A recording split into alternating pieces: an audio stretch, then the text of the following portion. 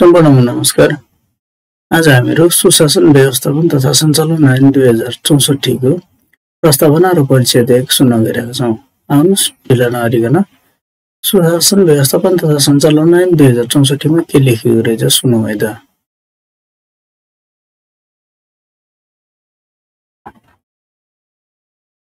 सुशासन व्यवस्थापन तथा सञ्चालन ऐन 2064 प्रमाणीकरण र प्रकाशन मिति 2064 10 को महिना 23 गते।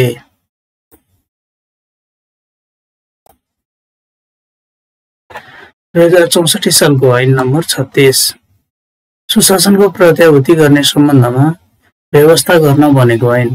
प्रस्तावना मुलुकको सार्वजनिक प्रशासनलाई जनमुखी, जवाबदेही, पारदर्शी, समावेशी तथा जनसहभागितामूलक बनाई त्यसको प्रतिफल सर्वसाधारणलाई उपलब्ध गराउन कानुनको शासन, भ्रष्टाचार मुक्त र चुस्त प्रशासन, विकेन्द्रीकरण, आर्थिक अनुशासन तथा सार्वजनिक कार्य र स्रोतको कुशल व्यवस्थापन जस्ता असल शासनका आधारभूत मान्यतालाई आत्मसात गरी सर्वसाधारणले पाउनुपर्ने सेवा छिटो, छरितो र कम खर्चिलो ढङ्गबाट पाउने अवस्था सिर्जना गर्न सुशासन पाउने नागरिकको अधिकारलाई व्यवहारमा उतारी कार्यान्वयनमा ल्याउन र प्रशासन संयन्त्रलाई सेवा प्रदायक संयन्त्र तथा सहजकर्ताको रूपमा रूपान्तरण गरी मुलुकमा सुशासनको प्रत्याभूति दिने सम्बन्धमा कानुनी व्यवस्था गर्न आवश्यक भएकोले व्यवस्थापिका संसदले यो ऐन बनाएको छ।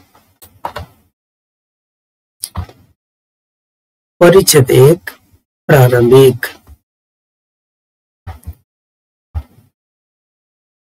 दफा 1 संक्षिप्त नाम र प्रारम्भ।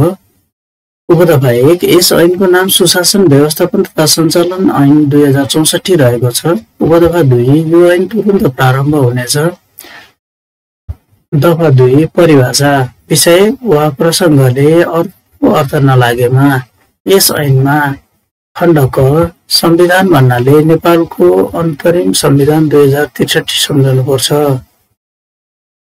खण्ड क मन्त्री भन्नाले प्रधानमन्त्री, उपप्रधानमन्त्री वा मन्त्री सम्झनुपर्छ र सो शब्दले स्वतन्त्र रूपमा मन्त्रालयको कार्यभार सम्हाल्ने राज्य मन्त्री समेतलाई जनाउँछ।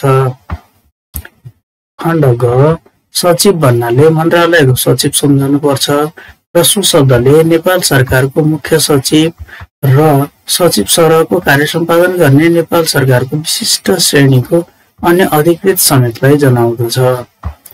खण्ड ग मन्त्रालय भन्नाले नेपाल सरकारको मन्त्रालय सम्झनुपर्छ र सो शब्दले प्रधानमन्त्री तथा मन्त्री परिषदको कार्यालय वा संवैधानिक निकाय वा केन्द्रीय स्तरका कार्यालय समेतलाई जनाउँछ।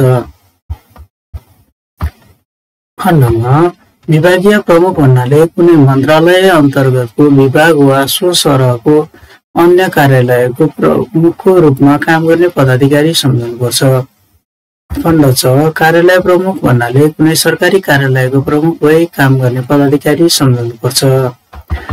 खण्ड छ तोकिएको वा तोकिए बमोजिम भन्नाले यस ऐन अन्तर्गत बनेको नियममा तोकिएको वा तोकिए बमोजिम सम्झनुपर्छ।